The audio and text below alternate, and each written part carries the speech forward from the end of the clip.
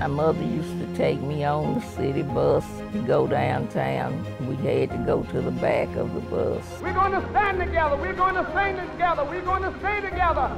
We're going to moan together. We're going to groan together. And after a while, we'll get freedom. This day and time, it bothers me today to see still we're dealing with racism.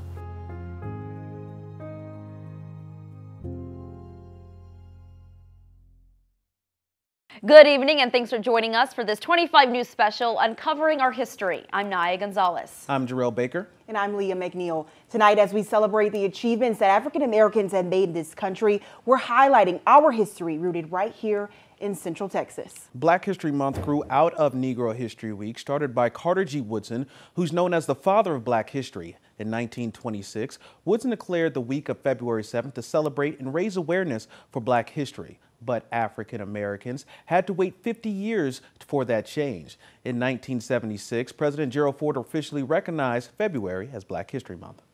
Right now, our public schools and teachers are at war with politicians to teach Black history or not to. Whether it's critical race theory, social studies, American history, call it whatever you want, we have to have these tough discussions and educate our youth to move forward in a positive direction. Problems the Black community face can't be solved if we pretend that they don't exist, and fixing those problems means going to the root, unpacking and understanding our history to do better in the future. Let's take a race perspective. With the intention of sort of uncovering the places where we're missing that connection, that understanding of other people who don't make up the majority of our social context. From the beginning of time, racism has plagued the Black community, shaping public policy. It's no coincidence that Black and brown people in this country face higher rates of imprisonment, have less access to things like health care, education, and affordable housing. Teaching or learning about Black history in these very systems isn't to divide people. It's actually to bring us closer together to create a more equal society. Since its founding, the state of Texas had established this dangerous idea of racism, beginning with the buying and selling of Black men, women, and children. And although the nation abolished slavery back in 1865, the racial attitudes towards Black people has continued for decades, along with generations of violent lynchings. Tonight, we share the stories of St. Majors and Jesse Washington, two of Waco's most horrific lynchings, and how they led to a larger movement for change. For years, his death hung over the family just like a dark cloud. What once was a family kept secret. My mother and her siblings were brought up to not talk about him because of fear of retribution. Is now being exposed. I could tell it hurt her to talk about this. 76-year-old Nona Kirkpatrick remembers the story told to her by her grandmother, Mary Majors Green. St. Majors was my maternal grandmother's youngest brother, so that made him my great uncle. She says in the summer of 1905, Majors was arrested and put in jail. It was a classic story of the South. A young Black man accused of raping a white woman. Awaiting trial, Majors maintained his innocence, but on August 8, 1905, an angry mob broke into the jail looking for vigilante justice. They took him down, dragged him down to what's known now, I guess, the Washington Street Bridge. And that's where they hanged him from the bridge, and then they shot the body. Hundreds of lynchings just like that of St. Majors produced no consequences, eventually leading to one of the worst lynchings on record in Central Texas. There's no good way to lynch somebody, but Jesse Washington's was the most horrific that anybody had ever heard of because they dragged his body, they burned him. In 1916, nearly a decade after Major's killing, Jesse Washington was accused of raping and killing a white woman, Lucy Fryer, in Robinson. She was the wife of a farmer he had worked for. Somebody said that they saw him near the place where the murder took place moments before. Dr. George Harrison says Fryer was found bludgeoned to death inside her home. And so it didn't go well for Jesse. as far as that's concerned. He was arrested and put on trial. Harrison says the all-white jury deliberated for just 4 minutes before finding Washington guilty. Then an angry mob rushed into the courthouse, seized the man, pushing him in front of City Hall. Stabbed and beaten as he went. His genitals were removed, and his fingers and toes were cut off. Nearly 15,000 people gathered around, watching and cheering as the mob burned Washington alive, dragging him through the streets of Waco in black neighborhoods. It brought horror to many. Of course, to the black community, it was horror. He was 17 years old. That is a kid by any definition. No one really knows if Washington did in fact kill and rape Lucy Fryer, but Shannon Spitzer, Lucy Fryer's great-great-granddaughter, says even if he did, his death was wrong. And what happened to him subsequently after he performed this terrible act was not justice, not even close. Photos and postcards of Washington's lynching were sent across the country, eventually reaching the newly formed NAACP. I think Washington was one of those things that sparked a preliminary movement toward the civil rights movement. There was a national effort to pass a federal anti-lynching bill in 1918, and although it was defeated by white Southerners in the Senate, the culture around circus-like lynchings shifted. There were suddenly consequences, and people were held accountable for killing blacks. It sounds like it takes monumental instances that we'll never forget to make other things happen. Moments in time, sparking a movement to create a more just and more equal society.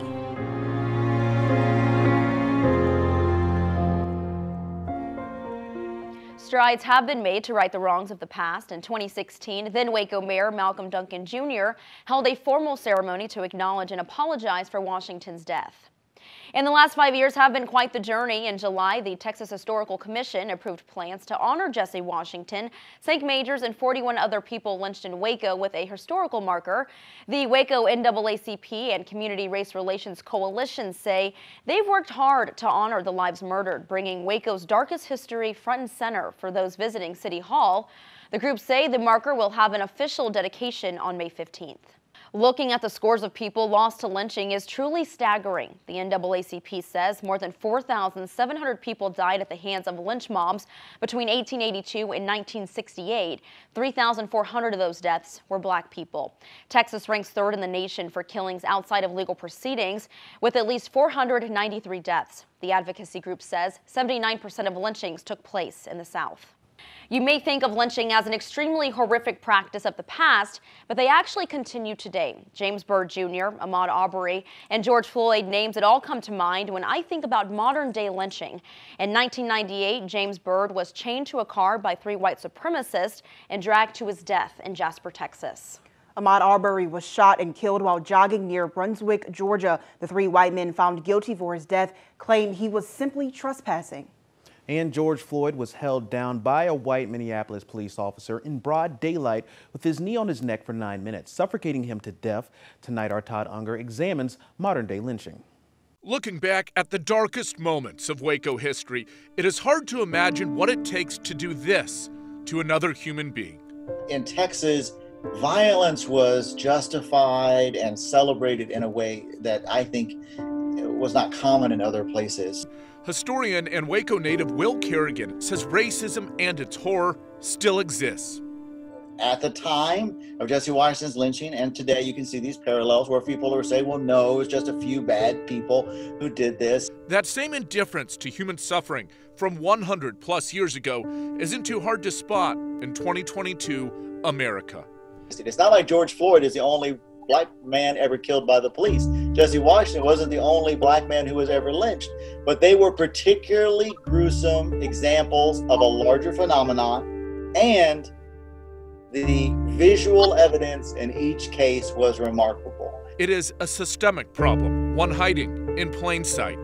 How do you go from a lynching with 100 people to a lynching with 15,000? Well, on the way to that lynching with 15,000 are a lot of other lynchings in which time after time, no one does anything about it. But he says documenting history in both cases can help inspire change and hopefully progress. For Jesse Washington would not have had the same impact if it hadn't been for those photographs. And the same thing, if there had been no video of George Floyd getting killed, there's no worldwide movement responding to George Floyd's death. He still would have been killed, same exact way, same exact death. Michael Dean was fatally shot by former Temple police officer Carmen DeCruz in 2019 after a traffic stop. DeCruz attempted to reach in Dean's car and take out the keys while his gun was drawn. Then the weapon fired and shot Dean to death. He was unarmed. DeCruz has been charged with manslaughter, but the trial has been pushed back multiple times. The family is hoping to have a trial later this year. To see him brought to justice and to learn more about what actually happened on the night their son was killed. They have learned very little since they put him in the ground. They put him in the ground knowing very little about what happened. In Killeen, Patrick Warren Sr. was fatally shot by Officer Reynaldo Contreras during a mental health call in January of 2021. The family called KPD for a resource officer to help Warren Jr., who was in a manic state. Systems are failing mental health individuals. If you are suffering from mental health, I don't feel that mental health should lead to a death sentence. Later that year, a Bell County grand jury decided no prosecution would take place against Officer Contreras. It's been over a year since the incident, and Contreras is still on the Killeen police force. Warren's family still looking for answers and wants the officer to be held accountable. From slavery to freedom to civil rights. So many have had a hand in the fight for equality. We continue uncovering our history, sharing the story of a Temple activist shaping the next generation of leaders. That's up next.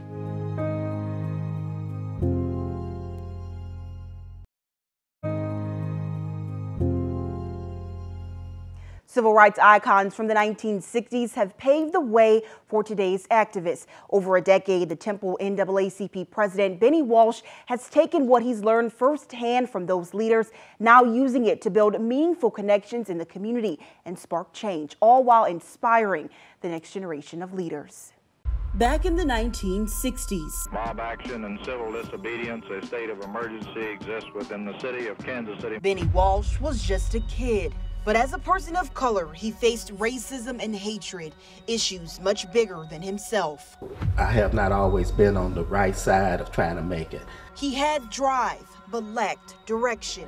As a young man, I threw rocks through windows, broke out windows, destroyed stuff. Wise words from his aunt, the president of Kansas City's NAACP chapter at the time, steered him in the right direction. My auntie put it in my heart that you have to do something for your people. At 13, from Kansas City to Chicago, Walsh began marching and protesting for his rights, listening to the leaders of the era. It's not hate to say that we were kidnapped and brought here, it's true. It's not hate to say that we were Jim Crow, discriminated and segregated, it's true. We aren't going to let any dogs or water hoses turn us around. We aren't going to let any injunction turn us around. They're my heroes, the BC, my heroes. And once they came together, it made a difference. It made a great difference in my life. Combining the teachings of the greats, now sharing that with Central Texas. Whatever is going on in the community, if I can get my footprint on it, I'm going to put my footprint on it because I want to be part of what's happening, especially when it comes to voting and voting rights. A lot of us realize and recognize that the change that we want to see isn't going to happen by just protesting, but really getting involved and knowing what's going on in our local government. We've been known to go out to all kinds of events and register voters. Younger community members now following his lead. We don't care who you vote for. Our goal at Wake Up Temple is to really just empower you to do so and exercise that right. Wake Up Temple, spearheaded by Terrace Goodwin, aims to promote nonpartisan civic engagement. When we do or don't have turnout from typically underrepresented communities, then we see that reflected in the results of the election. And ultimately, if we don't participate in that process, then I don't feel that we have a right to, criticize or be upset. Goodwin and her team ready to continue the fight. I really, truly believe this is the time for our generation to kind of pick up that torch and keep it running. But to see young people following that path and doing what is right for the community, it brings joy to my heart. It's a fight Walsh has been fighting for most of his life. This day and time, It bothers me today to see still we're dealing with racism. And doesn't plan on stopping anytime soon. To follow what the Lord says, so until He says it's time for you to quit, I'm gonna keep doing His work. Such a powerful story, Leah, and I'm so happy you touched on this because it really goes to show how important it is to make your voice heard, whether it's peaceful protesting or even at the polls. And that's really how you make change, especially on the local level. Now, voting is really one of the greatest tools when it comes to our democracy, yet thousands still take it for granted. Now, in fact, voter registration participation is extremely low in local elections, yet those local elections have a greater impact in our everyday lives. 2 votes decided the fate of the Temple election bond in November of last year. Now, of the nearly 80,000 residents, only 4,000 actually voted. The bond, worth more than $170 million, failed. It would have made upgrades to facilities and replaced portable buildings within Temple ISD.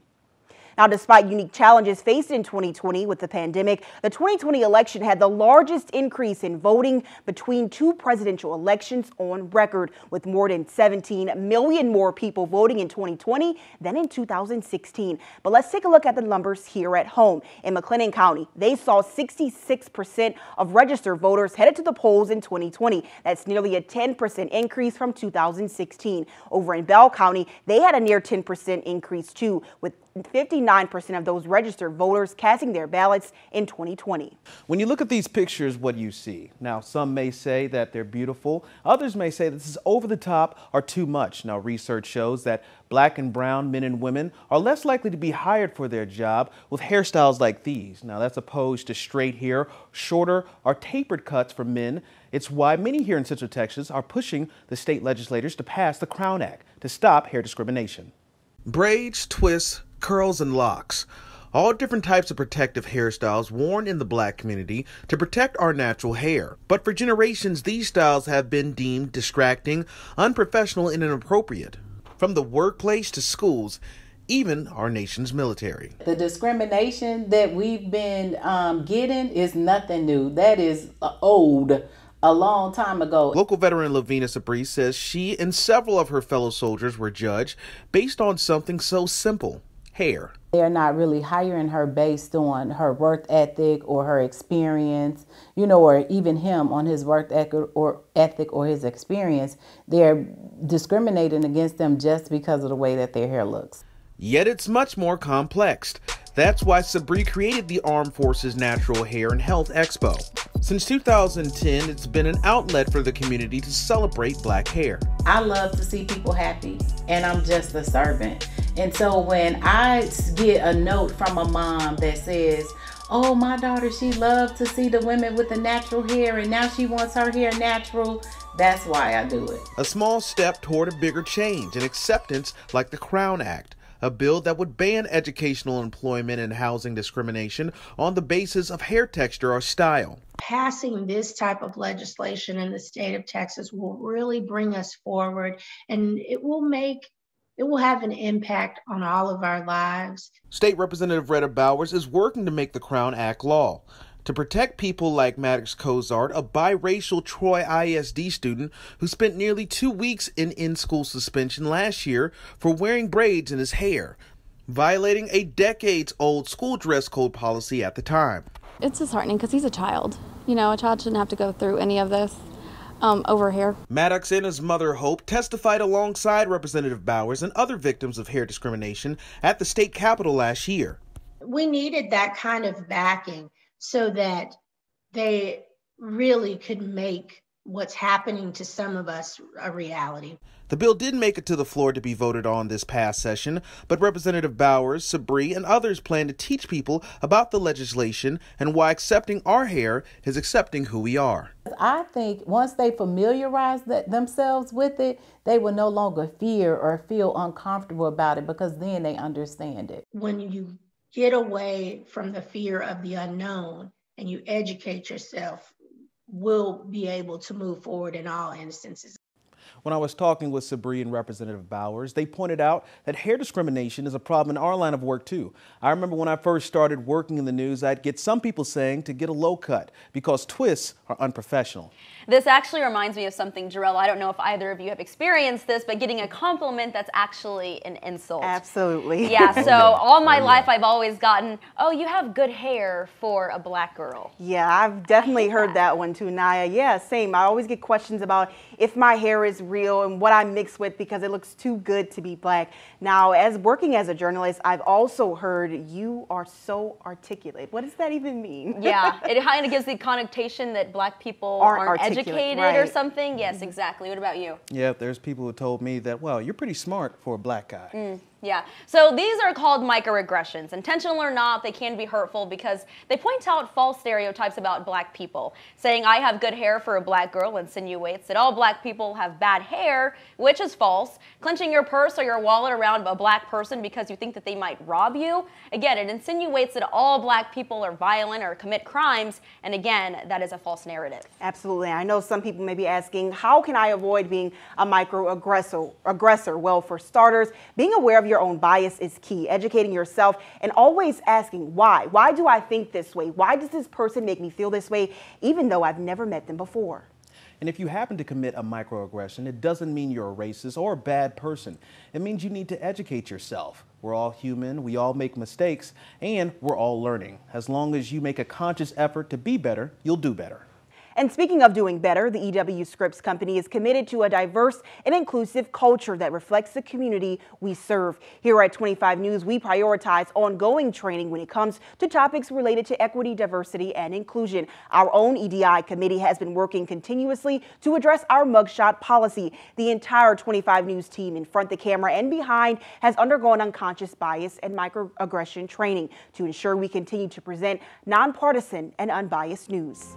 Now don't go anywhere, we have so much more. That's right. Next, we're talking about mental health in the black community. How a young girl from Compress Cove is spreading awareness and breaking the stigma.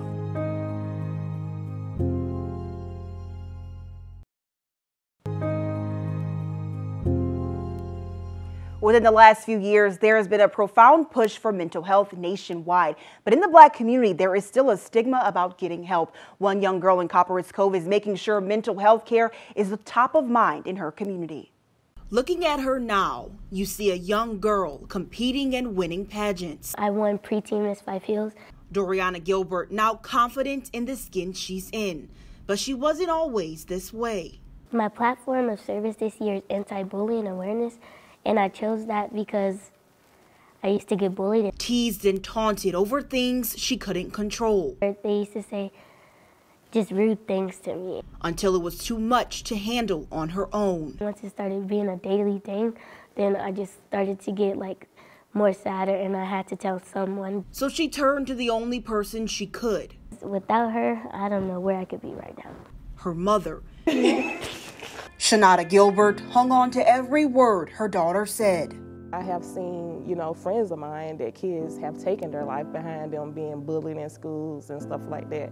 But for her to feel comfortable enough to come to me and tell me so that we can handle it right then and there, that meant a lot. Mental health not always a priority for Doriana's mom. Losing her own mother and time in the military changed that. Me and my husband, we both served in the military, went overseas and stuff. So PTSD is something that we always talk to, with our children. In our community, we don't go to counseling. We don't seek help when we need it. We think we can just overcome it. Mental health is just as important as the health and the strength of your body. Yolanda Washington, the founder and clinical director of It's a Journey Counseling, says while black people have come a long way with being open to therapy, the stigma is still there. Sometimes in the black community, toughness is looked at as strength.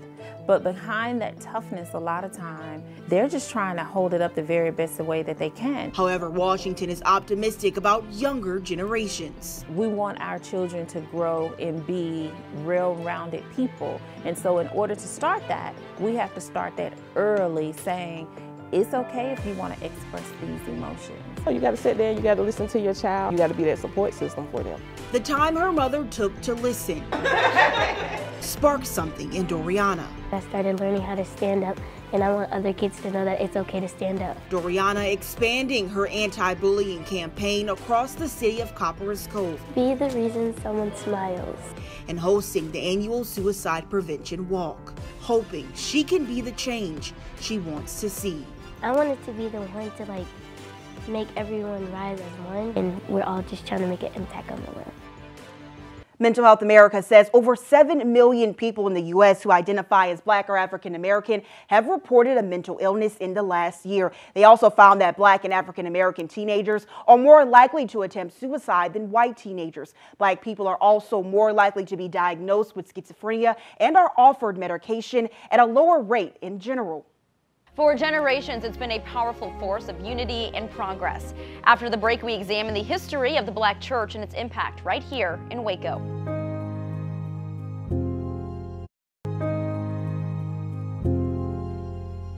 The church is so deeply rooted in Black history, dating back to slavery. For decades after the Civil War, Black churches like Tolliver Chapel Baptist Church in East Waco became a meeting place for political activism, plotting for justice and equality. Today, it's a beacon of hope, a symbol of how far we've come, and the foundation to continue moving the Black community forward. Outside these walls, the world can be harsh. But inside, you can find peace and restoration.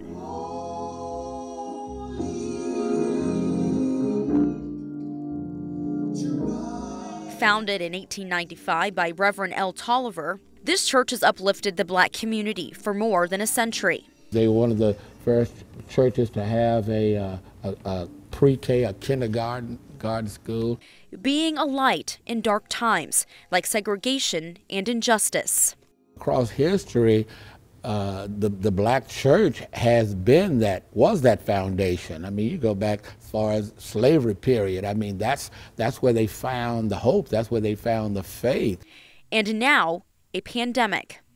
We welcome you this morning to our virtual worship experience. Serving for 21 years, Pastor Jimmy Hunter is the second oldest tenured pastor at the church, seeing its transformation. Tolliver has weathered the storms and been here. I mean, Tolliver was here when there was a railway that passed through here. And impact in the community. I'm seeing more and more persons are recapturing the essence of what the church was meant to be.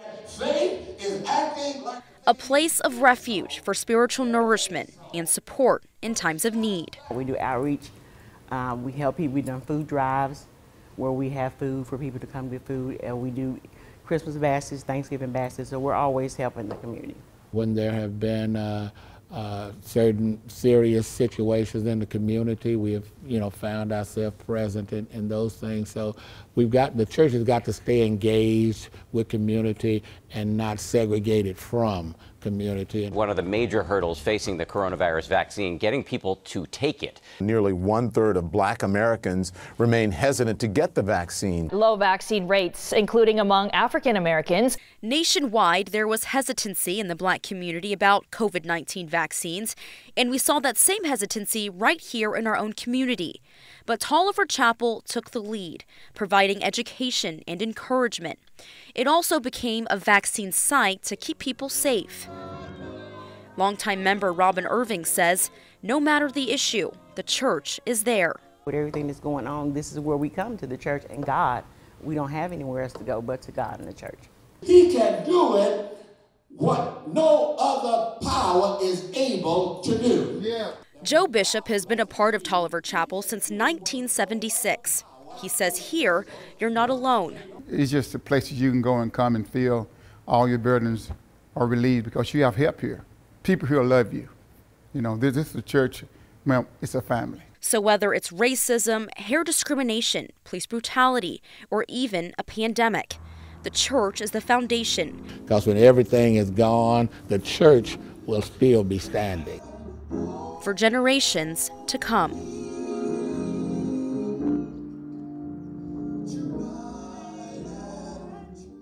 for generations indeed. That'll do it for our 25 News special, uncovering our history. Thank you for joining us tonight.